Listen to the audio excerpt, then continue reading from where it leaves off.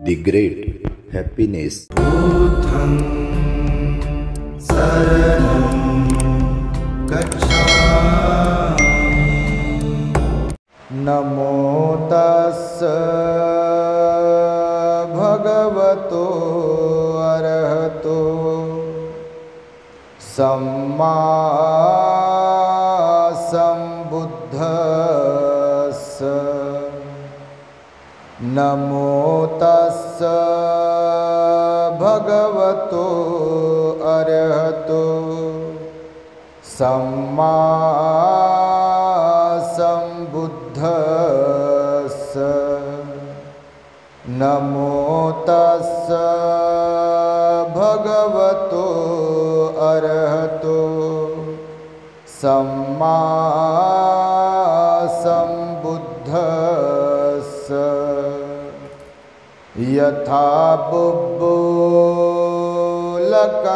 पश्ये यथा पश्ये मरीचिकं एवं लोकं अविक्खन्तं मच्चुराजा न पश्यति।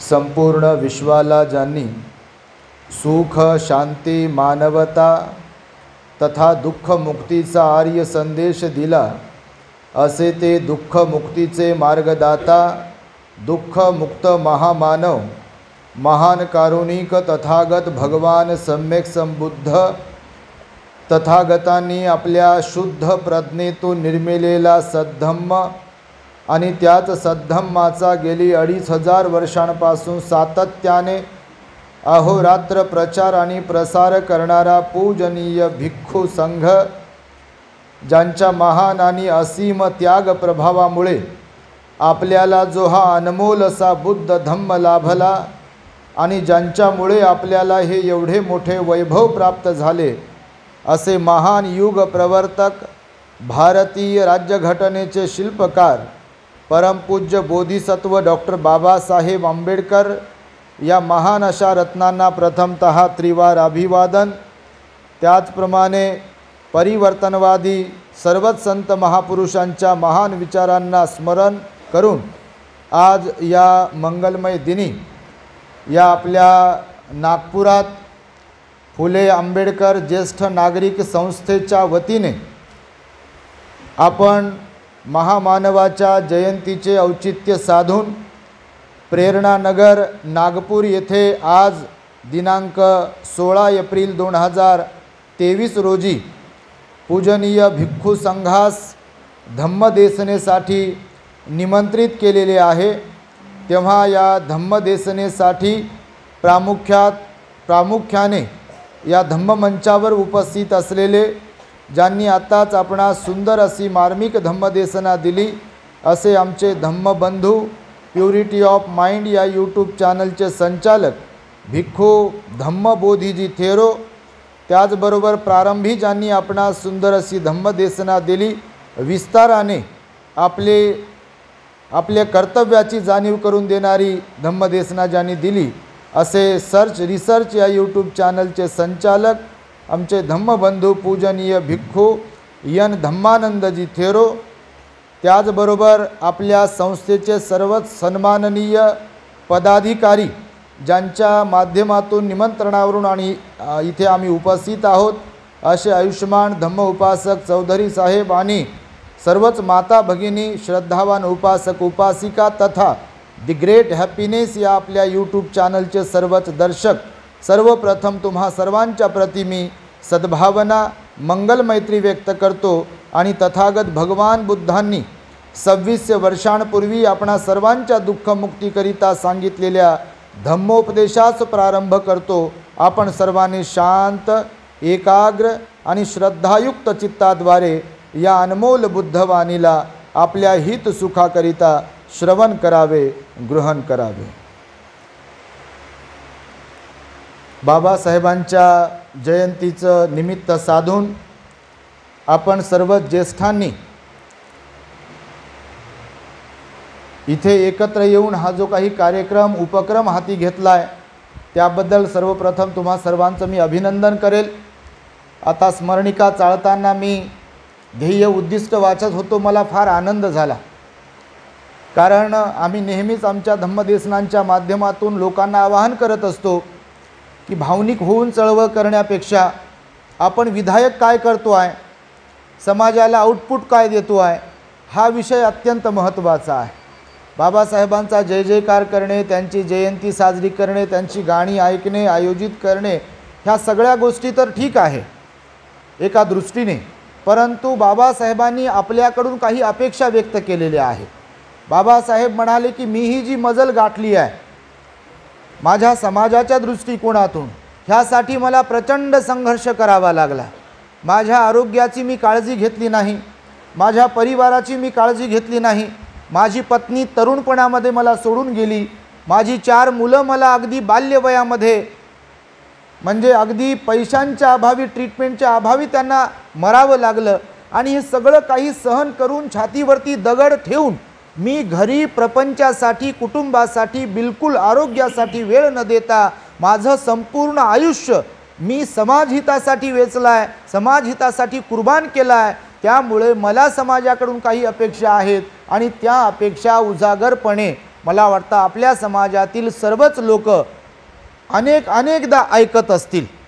बाबासाहेबांचे काय स्वप्न होते, बाबासाहेबांच्या काय अपेक्षा होत्या, शिक्षणाच्या संदर्भात असतील, राजकारणाच्या संदर्भात असतील, सामाजिक उत्थानाच्या संदर्भात असतील, ह्या सगळ्या अपेक्षांची आपल्या सर्वांना जाणीव आहे, माहिती आहे, परंतु त्यावरती काम करणारी माणसं फार कमी आहेत। त्यापैकी तुम्ही आहात। तुम्ही सेवा निवृत्तीनंतर एकत्र आलात आणि हे अत्यंत स्तुत्य असे उपक्रम, विशेष म्हणजे शैक्षणिक कार्यामध्ये आपण जे शैक्षणिक कार्य करताय म्हणजे मुलांना मदत करणे असेल, विद्यार्थींना मदत करणे असेल, ऑस्ट्रेलियाला विद्यार्थी गेला त्यालाही आपण मदत केली आहे, मला वाटतं लंडनला एक स्टुडंट गेला त्यालाही आपण मदत केली आहे, आणि MBBS करणारे असतील किंवा अजून कुठल्या क्षेत्रामध्ये शिक्षण घेणारे, प्रावीण्य मिळवणारे विद्यार्थी असतील, तशा विद्यार्थ्यांना आपण भरभरून मदत केली आहे, आणि जेणेकरून हे समाजाचं ऋण किंवा आपण देणं लागतो आहे समाजाचं, जे बाबासाहेब म्हणाले तशा प्रकारचं कर्तव्य आणि जबाबदारी आपण पार पाडण्याचा कसोशीने प्रयत्न करताय, आणि म्हणून मी आपलं अभिनंदन करतो आहे। दुसरी गोष्ट, सामाजिक बांधिलकीची जाणीवही ठेवून आपण मला वाटतं कोविडच्या काळामध्ये 1-1.5 लाखापर्यंत काहीतरी निधी गोळा करून त्यातूनही बऱ्याच सेंटरला किंवा बऱ्याच ठिकाणी आपण तो निधी दिलेला आहे, आणि एक सामाजिक ऋणातून मुक्त होण्यासाठीचा देखील प्रयत्न केलेला आहे। धार्मिकतेचा भाग म्हणून आपण ही धम्मदेसना पण आयोजित केली। बऱ्याच विहारांना मला वाटतं वर्षातून एकदा विहाराला भेटी असं काहीतरी आपला उपक्रम आहे, आणि तोही उपक्रम राबविण्याचा आपण प्रयत्न करताय, आणि म्हणून खऱ्या अर्थाने बोधिसत्व डॉक्टर बाबासाहेब आंबेडकरांना अभिप्रेत असलेली ही आपली संस्था आहे, आणि मी म्हणून पुनश्च आपला सर्वांचा गौरव करतो आणि कौतुक करतो। हे कार्य करणे अत्यंत महत्त्वाचं आहे। बघा, मी आता बसलो होतो, बऱ्याचदा बरेच दृष्टांत सांगण्याची मला जरा सवय आहे, चालू घडामोडींवर थोडंसं दृष्टांताच्या माध्यमातून सांगितलं की जरा सहज लक्षात येते लोकांच्या, म्हणून धम्मपदाच्या कथा तर सांगतो आपल्यापैकी जर काही द ग्रेट हॅपीनेसवरती आपली प्रवचन आमची ऐकत असाल तर, पण त्याही माध्यमातून एखादा दृष्टांत सांगतो। प्रवचनाच्या सुरुवातीला मी एक तुम्हाला दृष्टांत सांगतो की जो समाजाला लागू होणारा दृष्टांत आहे। बऱ्याचदा समाजामध्ये पाहतो तर एकत्र येणारे लोक, एकत्र येऊन काम करणारे लोक, समाजासाठी विचार करणारे लोक, समाजाला काहीतरी आउटपुट देणारे लोक की ज्यांची पोटं भरलेली आहेत। मी काही शब्द प्रयोग करतो म्हणजे असं कुणाला विशिष्ट व्यक्तीला किंवा समूहाला असं उद्देशून बोलतोय असा विषय नाही आहे, भगवंताचा उपदेश असतो याच्यामध्ये सांगण्यामध्ये। तर काही लोक अशी असतात समाजामध्ये, बघा भगवान बुद्ध पण म्हणाले की काही लोक स्वतःसाठी जगणारे असतात। बरेच लोक इथे जन्माला येतात आणि ते स्वतःसाठीच जगतात, बस मी आणि माझा परिवार, माझी बायको, माझा पती, माझी मुलं, माझं घर, माझी नोकरी, माझं पगार, माझं जे काही नातेवाईक आहेत त्यांची लग्न, त्यांचे घर, त्यांची गाडी, ह्या सगळ्या गोष्टींमध्ये रमणारा एक वर्ग आहे, ह्याची आपल्याला पण जाणीव आहे। समाजामध्ये असाही एक वर्ग आहे की ज्यांना अजिबात तीळ मात्र असं वाटत नसावं, म्हणजे आमच्या ऑब्झर्वेशननुसार की आपण काहीतरी देणं लागतो.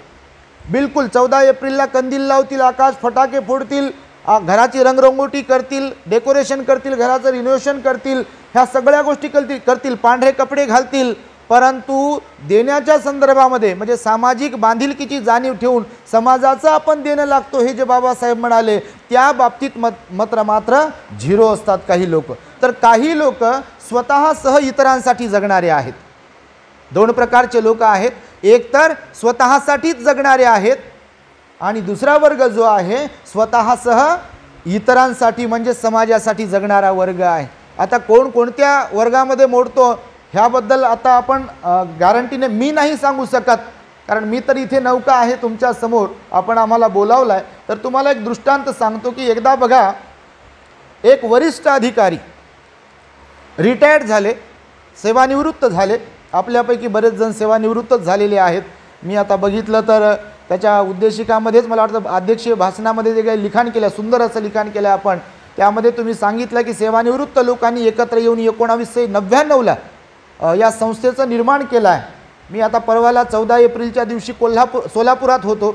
सोलापूरमध्ये सुद्धा 1999ला आपल्या काही लोकांनी बाबासाहेबांच्या विचारांचा प्रचार आणि प्रसार करायचा आहे आणि बाबासाहेबांना अभिप्रेत असलेलं प्रबोधन समाजाला व्हावं या हेतूने 1999 साली एक सम्यक विचार मंच म्हणून संस्था निर्माण केली आणि सलग तेव्हापासून आत्तापर्यंत म्हणजे त्यांचंही 23वे वर्ष होतं आणि तुमचंही हे 23वे वर्ष आहे.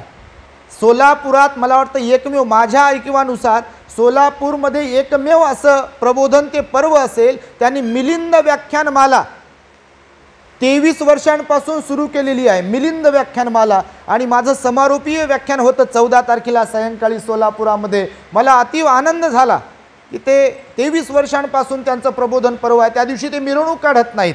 त्यांची मिरवणूक मला वाटतं 23 एप्रिलला काहीतरी असते आणि तीही विशिष्ट प्रकारची ती मिरवणूक असते. सोलापुराची मिरवणूक तुम्ही ऐकलं असेल, पाहिली असेल तर मग तो वरिष्ठ एक सेवानिवृत्त अधिकारी जेव्हा रिटायर्ड होतो, सेवानिवृत्त होतो आहे, तेव्हा एका ठिकाणी उच्च सोसायटीमध्ये त्याने एक घर आपलं खरेदी केलं आणि त्या घरी तो राहत होता.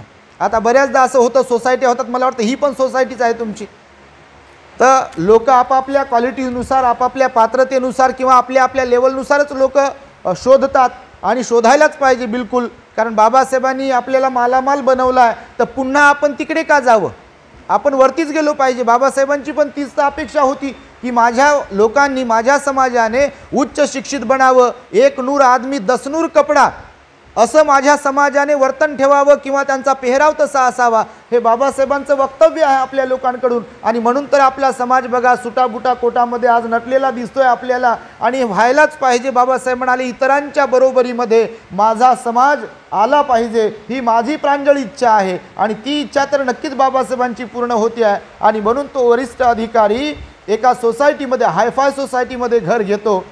आता हायफाय सोसायटी असेल, आता आम्ही गृहप्रवेशाला वगैरे बऱ्याचदा लोक बोलवतात आम्हाला, तर ती सोसायटी तर अशी मोठीच असणार आहे, मग त्याच्यामध्ये गार्डन वगैरे, क्लब वगैरे ह्या सगळ्या गोष्टी असतात. तर मग तो जो सेवानिवृत्त ऑफिसर होता, बाकीचे पण सेवानिवृत्त होते आणि ते पण एकदम उच्च लेवलवरती काम करणारे होते नोकरीत असताना. कोणी महाव्यवस्थापक होतं रेल्वेचं, कोणी बँकेचे महाव्यवस्थापक होते, कोणी इस्रोमध्ये काम करणारे होतं, तर कोणी मंत्रालयामध्ये होतं, तर कोणी संसदेमध्ये खासदार होतं, तर कोणी आमदार, कोणी मिनिस्टर, कोणी अशा प्रकारच्या क्वालिटीचे लोक रिटायर्ड झालेले मात्र त्या सोसायटीमध्ये कुटुंबासह राहत होते. सायंकाळच्या वेळी आणि सकाळच्या वेळी मॉर्निंग वॉकसाठी, इव्हिनिंग वॉकसाठी, फेरफटका मारण्यासाठी म्हणून लोक बाहेर निघायचे. आता काही लोकांना कुत्रा पाळण्याची सवय आहे, काही लोकांकडे कुत्रे असतात, मांजरी असतात, अजून काय काय पाळण्याची सवय असते लोकांना. त्या दिवशी मी एका प्रवचनात म्हणालो बोलता बोलता थोडंसं की त्या काळामध्ये लोक मायबापांना पोसत होते, पाळत होते, त्यांचं पालन पोषण करत होते. आता मात्र गणित उलटच चाललंय, काही अपवाद वगळता, म्हणजे सगळेच कुत्रेवाले तसे असं म्हणायचं नाही, पण अपवाद वगळता आता मात्र लोक कुत्र्याला पाळतात आणि मायबापाला हाकलून देतात. कुत्रे पाळणारे, मांजरं पाळणारे लोक आता आहेत या जगामध्ये, पण मायबाप नकोसे वाटणारे लोक सुद्धा देखील तशा प्रकारचे आहेत. आणि म्हणून तो जो वरिष्ठ अधिकारी होता तो सकाळी आणि सायंकाळी वॉकिंगसाठी जेव्हा बाहेर पडायचा गार्डनमध्ये वगैरे, तर कुत्र्याला घेऊन तो बाहेर पडायचा. मग आता म्हातारे लोक एकत्र आल्यानंतर गप्पा रंगतात, चर्चा, आणि त्यांच्या गप्पाचा माहोल वेगळाच असतो, तरुणांच्या गप्पांचा माहोल वेगळाच असतो, महिलांच्या गप्पांचा माहोल वेगळाच असतो. आता ज्या ज्या गुणवत्तेचे लोक असतात, ज्या ज्या स्वभाववाले लोक असतात, ते तशा तशा प्रकारची चर्चा करत असतात, तशाच बोलत असतात. चोर चोर जर भेटले तर काय दानाबद्दल बोलतील का दानाबद्दल? चोर चोर जर भेटले तर चोरीबद्दलच बोलतील, चोरीचंच कौतुक करतील. डॉक्टर जर भेटले तर पेशंटबद्दल, आरोग्याबद्दल किंवा काही गोळ्या औषधांबद्दलच बोलतील. ते शस्त्राबद्दल कशाला बोलतील? बंदुकीबद्दल, तोफेबद्दल. मिलिटरी मॅन वगैरे जर भेटले तर तेही तशीच चर्चा करतील. उलटी चर्चा कशी करतील? शिक्षक भेटले, प्रोफेसर भेटले तर ते तत्सम चर्चा करतील, उलटी चर्चा कशी करतील? आणि म्हणून मग त्या सोसायटीमध्ये असणारे जे वरिष्ठ अधिकारी होते ते जेव्हा मग सर्व लोकांसोबत बसायचे कधी कधी, तर बसल्यानंतर मात्र कुणाचं काही ऐकून न घेण्याची सवय होती त्यांना. आता सगळ्यांनाच नसते, पण प्रत्येकालाच काही काही सवयी अशा असतात की ज्या इतरांना आवडतीलच असा काही विषय नसतो. तर त्यांना सवय होती की आपलं मोठेपण सांगण्याची. मी असा होतो, मी तसा होतो, माझ्याकडे हे यायचे, सलाम करायचे, माझ्याकडे ते यायचे, मला जेवायला घेऊन जायचे, मला आग्रह करायचे, माझी उठाठेव करायचे वगैरे वगैरे. केव्हा? जेव्हा खुर्चीत होते तेव्हा. पण आता खुर्चीत नाहीत ना, आता तर सेवानिवृत्त आहेत. तर मग त्यांच्या अवतीभोवती जे कोणी लोक त्यांच्याच वयाचे येऊन बसायचे, तर त्यांच्याकडे ते दोन प्रकारचं कौतुक करायचे. कोणतं? एक तर त्या कुत्र्याचं कौतुक करायचे, आणि दुसरं कौतुक करायचे नोकरीत असताना माझा कसा मान मतराब होता, मी कसा असा होतो तसा होतो वगैरे वगैरे. आता जे काही असेल ते, ह्या दोनच गोष्टी बोलायचे. पण त्यात बोलण्यामध्ये त्यांचा अहंकार स्पष्टपणे त्या ऐकणाऱ्यांना निदर्शनास यायचं. तर आज बोलत होते, उद्या बोलत होते, परवा बोलत होते, 2-3 महिने झाले, 6 महिने झाले, हे आपलंच सांगायचं. दुसरं कोणी बोलायला सुरुवात केली की मध्येच त्यांना इग्नोर करायचे आणि आपलं बोलणं सुरू करायचे. आता स्वभाव असा असतो कधी कधी बघा. मी लोकांना आपल्या सांगताना नेहमी भगवंताचे काही संदर्भ देत असतो. भगवान बुद्धांमध्ये जे सद्गुणांची महान खान होते ना भगवान, त्यांच्यामध्ये हा एक सद्गुण होता की समोरची व्यक्ती छोटी जरी असेल, अज्ञानी जरी असेल, आणि ती जर काही बोलत असेल तर भगवान मौन बाळगायचे. हा सुज्ञ लोकांचा, शहाण्या लोकांचा, चांगल्या लोकांचा, सद्वर्तनी लोकांचा गुण असतो, सद्गुण असतो की समोरच्याचं बोलणं ऐकून घेणे. हे वाईटाचा गुण नाही आहे, वाईट व्यक्तीचा गुण नाही आहे, चांगल्या व्यक्तीचा गुण आहे. कारण भगवान बुद्ध म्हणाले आपणच ज्ञानी आहोत, आपणच चांगले आहोत, आणि आपल्यासारखं कोणच नाही असा विचार करणारे जे कोणी असतात तेच खरे मूर्ख आणि अज्ञानी असतात. हालाकी या जगामध्ये आपल्याहीपेक्षा हुशार, आपल्याहीपेक्षा सुंदर, आपल्याहीपेक्षा ताकदवर आणि आपल्याहीपेक्षा भारी लोक असत नाहीत का?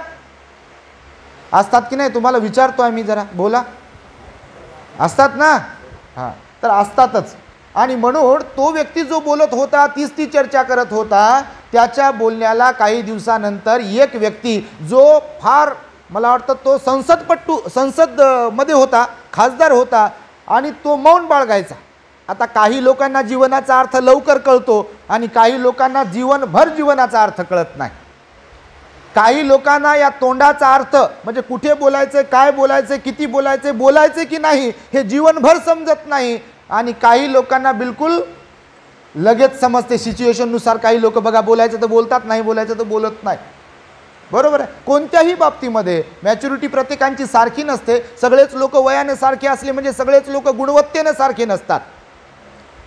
एकच डिग्रीवाले जरी असले, एकाच नोकरीमध्ये जरी असले तरी सर्वच लोक एका स्वभावाचे नसतात. मी नेहमी सांगतो की मायबाप जरी तेच असले तरी लेकरं सारखेच निघतील याची पण गॅरंटी नाही आहे. तुम्ही अनुभवत असाल, तुम्ही गृहस्थ आहात. तुम्ही मायबाप म्हणून चांगले असले म्हणजे तुमचे लेकरं चांगलेच निघतील ह्याची पण गॅरंटी नाही, हे पण तुम्ही अनुभवत असाल. बरोबर नाही? म्हणजे याच्यात टीका वगैरे नाही आहे अशी. तर मग त्यांचं ऐकून घेत होते त्या वरिष्ठ अधिकाऱ्यांचं बाकीचे लोक.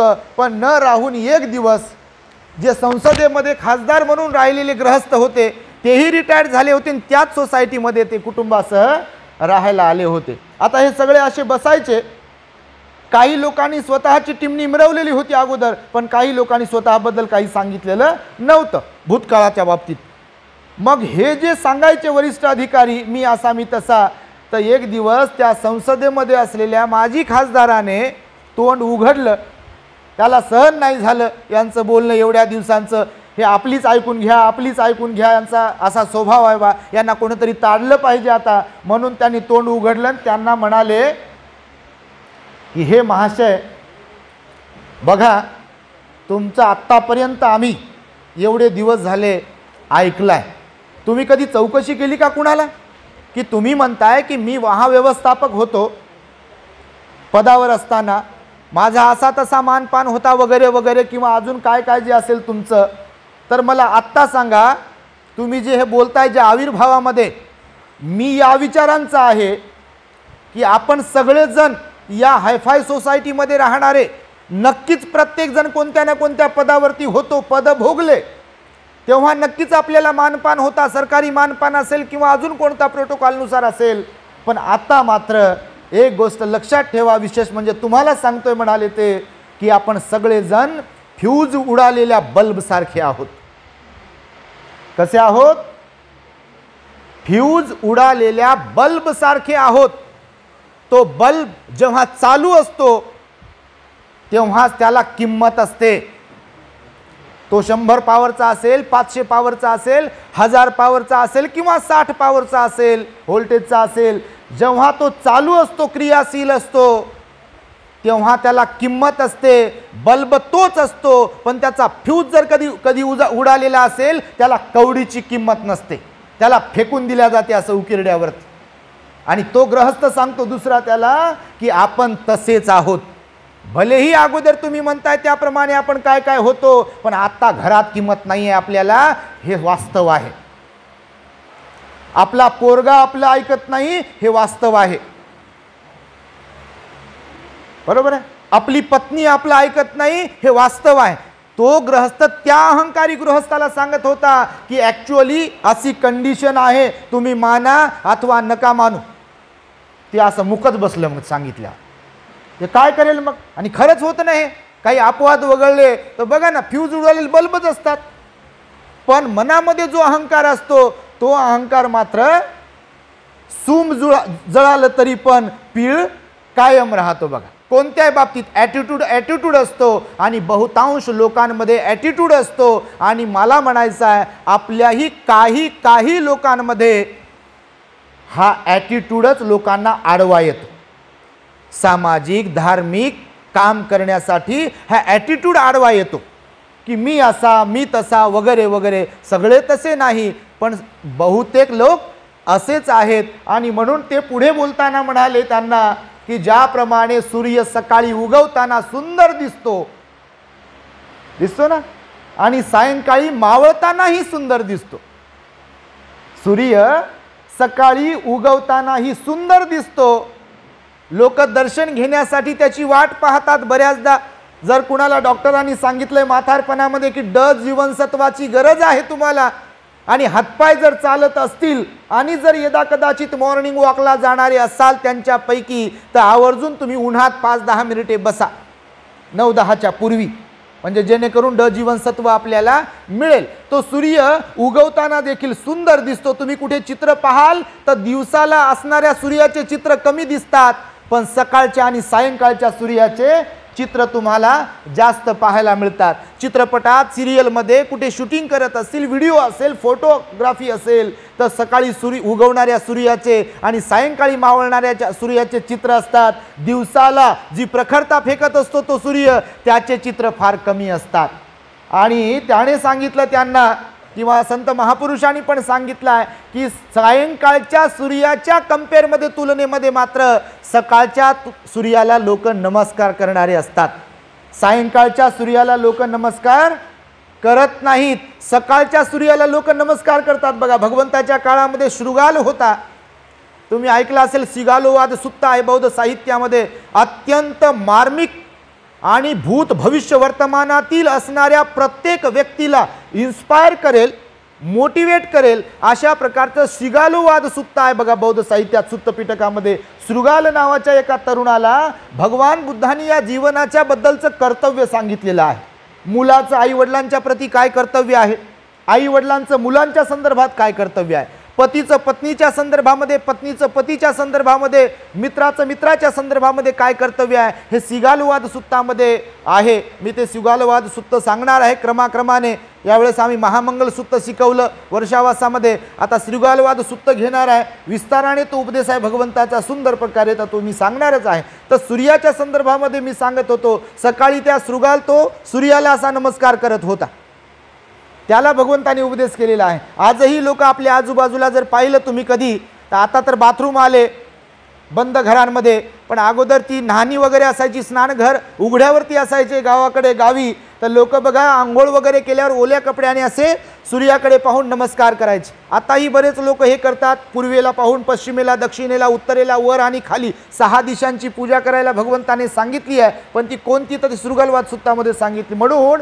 सूर्य सकाळचा जो असतो त्याला जास्त नमस्कार करतात लोक. तो गृहस्थ सांगतो त्या रिटायर्ड ऑफिसरला की उगवणाऱ्या सूर्यालाच लोक नमस्कार करणारे असतात, मावळणाऱ्या सूर्याला लोक नमस्कार करत नाहीत. परंतु एक गोष्ट त्या सूर्याकडून आपण शिकलो पाहिजे की सूर्य जसा सकाळी पण सुंदरच असतो, लोक फोटो काढतात त्याचे, आणि सायंकाळी पण तो सुंदर असतो, लोक फोटो काढतात त्याचे. या जीवनाचं देखील असंच व्हायला पाहिजे.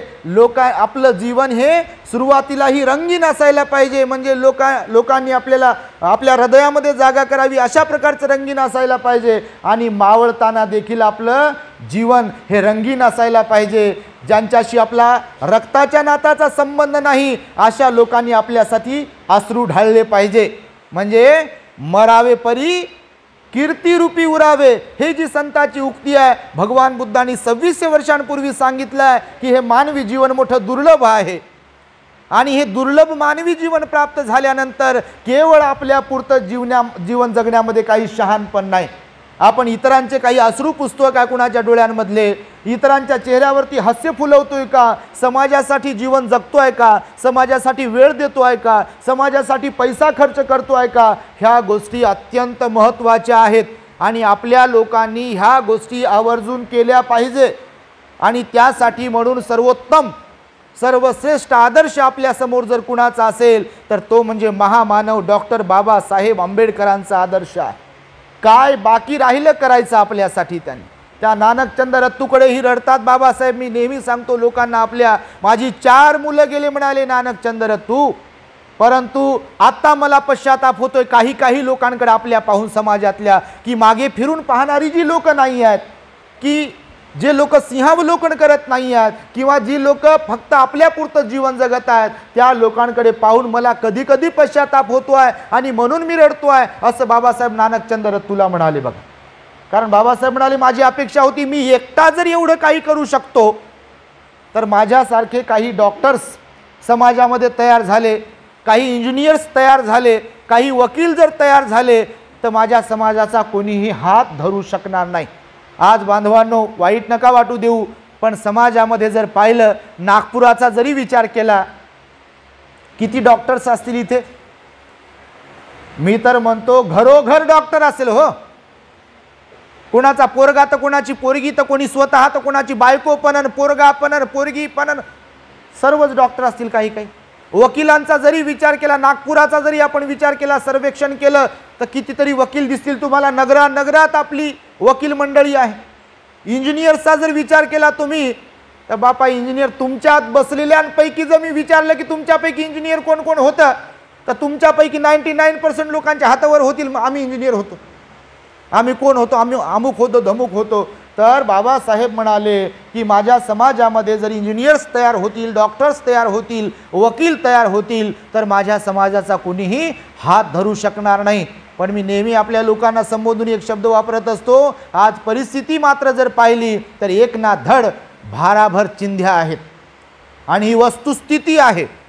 सगळं दिसते लोकांना की घर जळत आहे, समाजाला दिसत आहे की घर जळत आहे, पण समोर येऊन कोणी असं धजायला तयार नाही आहे की मी काय करू शकतो.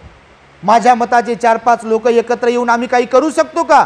ह्यावरती काही उपाय कौशल्य काढू शकतो का, ह्यावरती काहीतरी काम करू शकतो का, ह्यामध्ये वेळ देऊ शकतो का, पैसा देऊ शकतो का, बुद्धिमत्ता खर्च करू शकतो का, असा विचार करणारे बोटावर मोजण्या एवढे लोक आहेत बघा.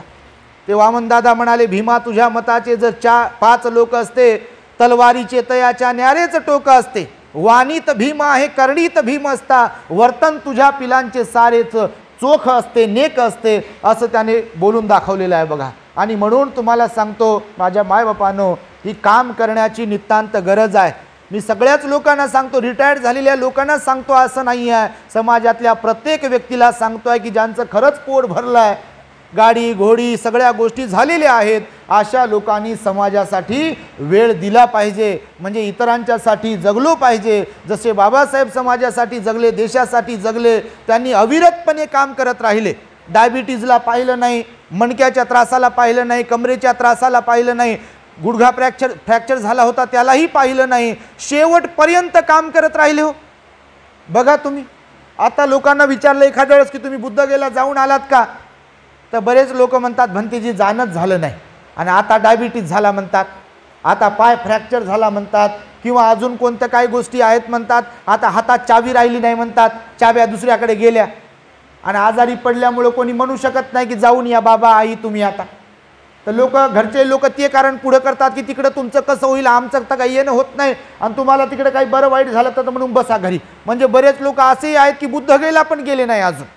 परंतु बाबासाहेब बघा सरत्या काळामध्ये बुद्धगयेला त्या सारनाथला शेवटचं भाषण झालं ना बाबासाहेबांचं, मला वाटतं 14 नोव्हेंबर 1956 काहीतरी सारनाथला भाषण झालं, ज्या भाषणामध्ये बाबासाहेब म्हणाले की बौद्धांनी किमान रविवारी बुद्ध विहारात गेलं पाहिजे. हे जे बाबासाहेब बोलले ना, तर त्या मला वाटतं सारनाथमध्येच बोलले, आणि 14 नोव्हेंबर 1956 बोलले. त्या दरम्यान बाबासाहेब नेपाळला पण गेले होते, काठमांडूला गेले होते, सारनाथची पण धम्म सहल केली होती. सम्राट अशोकाने पण बघा धम्म सहल केली होती, बाबासाहेबांनी पण धम्म सहल केली आहे. आणि मी हे यासाठी सांगतो की जे लोक म्हणतात वेळच नाही, म्हणजे सहलीसाठीच म्हणत नाही, काम करण्यासाठी त्या लोकांनी बाबासाहेबांना वाचायला पाहिजे, बाबासाहेबांचं प्रचंड वाचन केलं पाहिजे. आज समाजासमोर बघा कितीतरी समस्या आहेत, समस्या एवढ्या आहेत की कोणत्या समस्येवर काम करावं आणि कोणत्या नाही, अशा प्रकारची एक वेळ आलेली आहे बघा. या नागपुरातूनच बुद्ध धम्माला नष्ट करण्याचा विचार पेरला गेलेला आहे. भारतामध्ये सर्वत्र तुम्ही जर डोळे उघडून पाहाल तर धार्मिक क्षेत्रामध्ये कसं धार्मिक क्षेत्र त्याला काय म्हणू आपण संपवता येईल, बौद्ध तत्वज्ञान कसं संपवता येईल. त्या दिवशी मी एक कोणीतरी महाराज होता बघा टीव्हीवर, त्याचा फेसबुकवरती एक व्हिडिओ आला होता, यूट्यूबवरती एक व्हिडिओ आला होता, आपण टीका टिप्पणी करत नाही, पण कोणीतरी ते महाराज होता, असे ते केस बिस वाढवलेले, टिळा बिळा काय काय लावला त्यानं, एकदम तो असा तोऱ्यात बोलत होता. त्याला एक जणाने प्रश्न विचारला की तुम्ही सगळ्यांच्या बाबतीत बोलता, देवाच्या धर्माच्या कुणाकुणाच्या, तुम्ही भगवान बुद्धांच्या बाबतीत का बोलत नाही. त्याला थेट प्रश्न विचारला होता. आता ते लाईव्ह त्यांचं सुरू असते, त्यांचे चॅनल, आपले तर चॅनल नाही, आपले वर्तमानपत्र नाही, जे आहेत त्यांची काय अवस्था आहे आपल्याला मी सांगायला नको. म्हणजे प्रसार माध्यम जे असतात, आता चालू घडामोडीमध्ये आम्ही या यूट्यूबच्या माध्यमातून प्रचार करतोय. मी तर म्हणतो आपले चॅनल असते तर आम्हाला लाईव्ह बोलवलं असतं लोकांनी, पण हे यूट्यूबचे बरं झालं. मी नेहमीच माझ्या प्रवचनात यूट्यूबच्या मालकाचे धन्यवाद व्यक्त करतो, आणि बरं झालं तो विदेशी आहे, नाही तर इच्छा असता तर हे बंद केलं असतं त्यानं फेसबुकही बंद केलं असतं, यूट्यूबही बंद केलं असतं, आणि व्हॉट्सअपही बंद केलं असतं इच्छा कोणी असतं तर.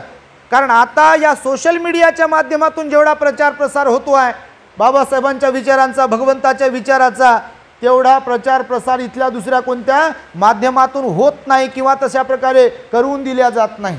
त्या महाराजाला विचारलं भगवंताबद्दल, भगवान बुद्धांबद्दल का बोलत नाही, तर तो महाराज म्हणाला ते गौतम बुद्ध नास्तिक होते, आणि नास्तिक असल्यामुळे मी त्यांच्याबद्दल बोलत नाही. त्याला ढेकळाचं ज्ञान नाही, त्यानं कधी कोणता ग्रंथ वाचला नसेल त्या महाराजाने, आणि तो सांगतो की नास्तिक होते भगवान बुद्ध. अरे नास्तिक असते तर बाबासाहेबांनी कशाला स्वीकारला असता, बाबासाहेबांनी तर धर्मांतरच केलं नसतं ना. नास्तिक जर बाबासाहेब असते तर पहिली गोष्ट धर्मांतर केलं नसतं. बाबासाहेब तर इथंच नागपुरात म्हणाले आपल्या दीक्षाभूमीवरून 14 ऑक्टोबरला नत्थी में शरणं अन्यं बुद्धो में धम्मो में संघो में शरणं वरं येतेन सच्चे वज्जेन हो तुम्ही, या सत्यवचनानं माझं जय मंगल हो, असा पालीच्या त्या शब्दांचा मराठीमध्ये अर्थ आहे. या सत्यवचनाने कोणत्या? बुद्धाशिवाय, धम्माशिवाय आणि संघाशिवाय माझं कोणतंही शरणस्थान नाही आहे. या सत्यवचनानं माझं जय मंगल हो. बाबासाहेब हे बोलले. बाबासाहेब बोधिसत्व होते. पुढच्या गोष्टी बाबासाहेबांना माहीत होत्या की मी जरी यांना बौद्ध धर्माची दीक्षा देतोय तर सगळेच प्रामाणिकच निघतील असा काही विषय नाही, हे बोधिसत्वाला माहिती होतं. मी काही दिवसांपूर्वी एक व्हिडिओ पाहिला होता. इथं कोणता तरी बाबा कोणाच्या अंगात येते म्हणत, आपल्या लोकांच्या घरी कोणता बाबा तयार झाला. वाईट नका वाटू देऊ जे करत नाहीत त्यांना, पण करतात ते. इकडं कोणतं तरी गाव आहे, ते काय हिंगणा का काहीतरी ते गाव म्हणा, हे बा टाकळ घाट का काय माहिती आहे तुम्हाला. तर त्या टाकळ घाटला कोणीतरी होऊन गेला, तो असा बेड्या बांधलेला माणूस, त्याचा कोणीतरी वारुस इथं नागपूरमध्ये जन्मला म्हणा आपल्या घरात. ही एवढी खेदजनक, दुर्दैवी आणि वाईट गोष्ट आहे तुम्हाला सांगतो आपल्या नागपुरासाठी. मी त्या दिवशी बोललो, मी म्हणजे मागे एकदा आलो तर तेव्हा तर मला दाखवा तर ते कुठं आहे ते. तिथं जातो मी, मग ते जाऊ दिलं नाही, म्हणजे भांडण नव्हतं करायचं आपल्याला. मी म्हटलं पाहू तर दे याच्या अंगात कसं येते काय. तर ते सांगते म्हणून मी कुणाचा तरी भक्त आहे का वारस आहे की अजून काहीतरी आहे. आणि विशेष म्हणजे आपलेच लोक तिथे रांग लावतात म्हणून. किती मूर्खपणाचं लक्षण आहे. मला सांगा मग, माझ्यातला भीम मीच उन्हा नाही केला तर अजून कोण केला? हे खोटं आहे का मग असं म्हणणं? म्हणजे आपणच बाबासाहेबांचा अपमान करत आहोत असा त्याचा अर्थ होत नाही का? मग जर आपण ॲक्सेप्ट करणारे असाल तर याचा अर्थ काय होतो मग, की या 66-67 वर्षांमध्ये ह्या नको त्या थोतांड असलेल्या, अंधश्रद्धा असलेल्या गोष्टींवर, विशेष म्हणजे नागपुरातल्या लोकांचा जर विश्वास असेल तर सावरकर जे बोलले होते म्हणा, कोणीतरी बोललं होतं बाबासाहेबांच्या धर्मांतराच्या खिलाफ बोलले होते तेव्हाचे लोक. पण मग असे जर लोक करत असतील तर मी सांगतो, जे सुज्ञ लोक आहे, बुद्धिवादी लोक आहे, भिक्षू आहेत, भिक्षुणी आहेत आणि समाजातला जो जागरूक वर्ग आहे त्यांच्यावर मोठी जबाबदारी आहे. बाबासाहेब 15 ऑक्टोबरला पण म्हणाले इथेच की तुमची ही जबाबदारी मोठी आहे. भारतासाठी बुद्ध धम्म हा शून्यवत आहे. उगम रीतीने धम्माचं आचरण करून तुम्हाला धम्माचा प्रचार आणि प्रसार करता आला पाहिजे. हे जर तुम्हाला साधले तर तुम्ही भारतासह जगाला बुद्ध धम्माची दीक्षा देऊ शकाल. आणि हे तुम्ही करू शकता असं एका हिमतीने बाबासाहेब विश्वासाने आपल्या समोर इथे बोलले. आणि म्हणून आपल्या लोकांनी, जो वर्ग काम करणार आहे त्यांनी ह्याच्यावर सुद्धा काम करण्याची गरज आहे. वाईट वाटून नका घेऊ, मी असं बोलतोय म्हणून मी सगळीकडेच असं बोलतो.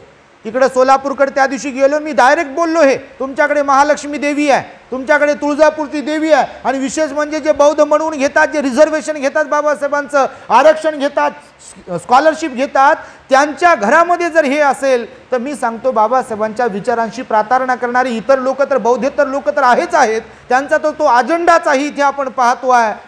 पण जे बाबासाहेबांना म्हणतात की बाबासाहेब आमचे आहेत, बाबासाहेबांनी आमच्यासाठी हे केलं वगैरे वगैरे, ते जर 2 दगडावर पाय ठेवणारे असतील तर ह्याला प्रामाणिकपणा म्हणू शकतो का आपण? म्हणू शकतो? 14 एप्रिलला फेसबुकवर एक व्हिडिओ आला. सकाळी मी पाहत होतो गाडीत बसल्यावर जरा फेसबुक चालताना, त्याच्यावरती व्हिडिओमध्ये गाणं चालू होतं आपल्या नागोराव पाटणकरचं, भीम के लगते जिगर आधे इधर आधे उधर, त्याच्यावर नाचू लागले होते आपले पोर. त्यांना हे कळेना की गाण्याचे बोल काय आहेत. हे गाणं आपल्याला काही चिमटा घेऊन जाते, म्हणजे काही शीख देऊन जाते, काही एन्जॉय करायला लावते, हेही कळेना. आणि ते डान्स करायला त्याच्यावरती की भीम के लगते जिगर आधे इधर आधे उधर. आता याच्यात कोणतं शहाणपण आहे? ह्याच्यातून तर शीख घ्यायला पाहिजे होती की बा असं जर असेल कधी तर याच्यात बदल केला पाहिजे आपण. आणि म्हणून बदल होणे ही काळाची गरज आहे बांधवांनो. म्हणून मी तुम्हाला त्या वरिष्ठ अधिकाऱ्याची जी गोष्ट सांगितली आहे की जीवन हे नश्वर आहे. बघा, भगवान बुद्धाच्या उपदेशानुसार क्षणभंगूर आहे. भगवान बुद्ध, आता मी जे धम्मपदाची गाथा तुम्हाला म्हणालो, भगवान बुद्ध म्हणाले की बघा, जसे बुडबुड्याकडे बघावे, जसे बुडबुड्याकडे बघावे, जसे मृगजाळाकडे बघावे. भगवान म्हणतात जसे बुडबुड्याकडे बघावे, जसे मृगजाळाकडे बघावे, अगदी त्याचप्रमाणे या जीवनाला हे नश्वर आहे असं मानून जो कोणी बघेल त्याचं जीवन यशस्वी होईल म्हणाले भगवान बुद्ध. कारण हे जीवन नश्वर आहे ना, क्षणभंगूर आहे. आपल्यापैकी सगळेजण मरते आहोत. आपण करुणानंद भंतेजी पण मरणार आहे आणि तुम्ही बसलेले मरणार आहे. फक्त फरक एवढाच असेल, एक तर मी अगोदर जाईल, नाही तर तुम्ही अगोदर जाल. जिवंत कोण राहणार आहे? अमृत पिऊन कोण आलं इथे? आहे का कोणीतरी? थोडा विचार तर करा तुम्ही. मी लोकांना सांगतो, इमॅजिन करून बघत जा अंतिम संस्काराला गेल्यावर की त्या तिरडीवर आपल्याला ठेवलेलं आहे. लोकांना वाटते बाबा इमॅजिन करू तिरडीवर आणि मला ठेवलंय, तर लोकांना वाटते इमॅजिन केलं तरी पण आपण मरतो का काय. म्हणून लोक म्हणतात ते शब्दही वापरायला नको, मी मरतो म्हणून. असे लोक फार घाबरतात मरणाला. भगवान बुद्ध म्हणाले, मरणाला घाबरणाऱ्यांनो, तुम्ही जमिनीवर राहणारे असले काय, झोपडीत राहणारे असले काय, महालात राहणारे असले काय, पाण्यात राहणारे असले काय, हवेत राहणारे असले काय, गर्भश्रीमंत असले काय, कंगाल असले काय, सुशिक्षित असले काय, अशिक्षित असले काय, धर्मगुरू असले काय, संन्यासी असले काय, प्रवज्याधारी असले काय, भिक्षू असले काय, किंवा अजून कोणी असले काय, मरण कुणाला कधी कुठे आणि कसे येईल ह्याची 1% सुद्धा गॅरंटी नाही आहे. आहे का गॅरंटी? बसल्या बसल्या मृत्यू येतो, चहा घेता घेता मृत्यू येतो, जेवण करता करता मृत्यू होतो, बोलता बोलता मृत्यू होतो, चालता चालता मृत्यू येऊ शकतो, हॉस्पिटलमध्ये घेऊन चाललेत आपल्याला तर गाडीत मृत्यू येऊ शकतो, हॉस्पिटलच्या दारात मृत्यू येऊ शकतो. ही गोष्ट प्रत्येक व्यक्तीने, विशेषतः आपल्या लोकांनी ध्यानात ठेवावी की आपण कितीही मालामाल जरी बनलेलो असलो, कोणत्याही पदावर जरी असलो, कोणतीही प्रतिष्ठा जरी उपभोगत असलो, लोक किती सलाम करत असतील आपल्याला, बंगले किती असतील आपले, ही गोष्ट वेगळी आणि मरण वेगळं. कोविडमध्ये लय लोकांनी पैसा लावला. काय असं थोडी आहे की गरीबाचेच लोक मेले? कोविडमध्ये मेले का गरीबाचेच फक्त? जे मेले ते बिचारे श्रीमंताचे मेले नाही का? आणि रोज मरत नाही का श्रीमंताचं कोणीच? आता इथं कोणतं हॉस्पिटल आहे माहीत नाही, मोठं खाजगी एखादं बड्या माणसाचं हॉस्पिटल असेल, आता त्याच्यात ॲडमिट झालेले मरतच नाहीत का लोक? मरत असतील की नाही? मरणारे सर्वच आहेत इथे. आणि त्यामुळे मरणाच्या अगोदर आपल्याला काहीतरी इतरांसाठी काम करून मरता आलं पाहिजे. बाबासाहेबांनी ते केलं, भगवान बुद्धांनी ते केलं. जे सिलवान गुणवान विनयाने राहून काम करणारे बौद्ध भिक्खू आहेत ते तसं काम करतायत, त्यांनी सुद्धा तसं काम करायला पाहिजे. आणि म्हणून या मरण्याच्या अगोदर आपल्या प्रत्येक माणसाने बाबासाहेबांची छाती फुगेल असं काम करूनच मरायला पाहिजे. बायको, मी नेहमी सांगतो, बायकोसाठी तर कोणी जगेल हो, नवऱ्यासाठी पण तर कोणी जगेल, लेकरा बाळांसाठी पण तर कोणी जगेल, घर बनवण्यासाठी तर कोणी जगेल, पण जगावं ते समाजासाठी, जगावं ते इतरांसाठी अशी अपेक्षा मी तुम्हा सर्वांकडून व्यक्त करतो. आणि ही जी मी तुम्हाला सुरुवातीला कथा सांगितली त्या कथेचा तुम्ही एक बोध घेऊन बाबासाहेबांचं काम करण्यासाठी कंबर कसली पाहिजे, आपला वेळ, पैसा आणि बुद्धिमत्ता समाजासाठी खर्च केला पाहिजे. आणि सर्वात महत्त्वाचं बौद्ध धम्माचं आचरण केलं पाहिजे. आपण आचरणिक बौद्ध बनलो पाहिजे. मी मगाशी जे तुम्हाला ते कोणत्या बाबाचं उदाहरण दिलं त्याच्या पाया पडणाऱ्या लोकांचं, त्यासाठी म्हणून मी हे सांगितलं तुम्हाला की आपण आचरणिक बनावं. ही बाबासाहेबांची मनीषा होती, बाबासाहेबांचा मानस होता. म्हणून सरते शेवटी बाबासाहेबांनी सगळे सत्याग्रह आंदोलन केले जीवनभर, पण शेवटी काय केलं आपल्या नागपुरात? आपल्याला बुद्ध धम्माची दीक्षा दिली. आणि बाबासाहेब म्हणाले, प्रामाणिकपणे आता इतप्पर मी बुद्ध धम्माच्या शिकवणुकीप्रमाणे वागेन अशी प्रतिज्ञा करतो, शपथ ग्रहण करतो, असे म्हणाले ना.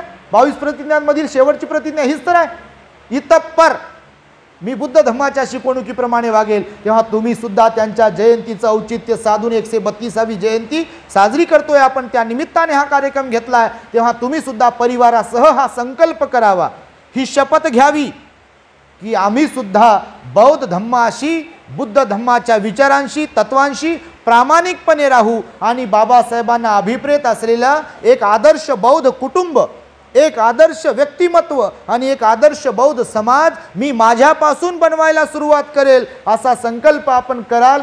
अशा प्रकारची मंगल आणि उदात्त कामना वेळेच्या अभावी मी इथे व्यक्त करतो आहे आणि माझ्या शब्दांना पूर्णविराम देतो। भवतु सब मंगलम रक्षन्तु सब देवता सब बुद्धानुभावेन सदा सोथि भवन्तु ते। भवतु सब मंगलम रक्षन्तु सब देवता सब धम्मानुभावेन सदा सोथि भवन्तु ते। भवतु सब मंगलम रक्षन्तु सब देवता सब संघानुभावेन सदा सोथि भवन्तु ते। बुद्धं नमामि धम्मं नमामि संघं नमामि। आम्ही समाजामध्ये राहत असताना काही विधायक काम आपल्या हातून घडावं यासाठी एक चॅरिटी हॉस्पिटलचं निर्माण करण्याचा आमचा मानस आहे। तशा प्रकारचा एक प्रोजेक्ट आम्ही हाती घेतो आहे, तेव्हा आपण निश्चितच सर्वजण सहकार्याची भावना ठेवाल अशी अपेक्षा व्यक्त करून सूचनांना पूर्णविराम देतो। The great happiness. बुद्धं शरणं गच्छामि।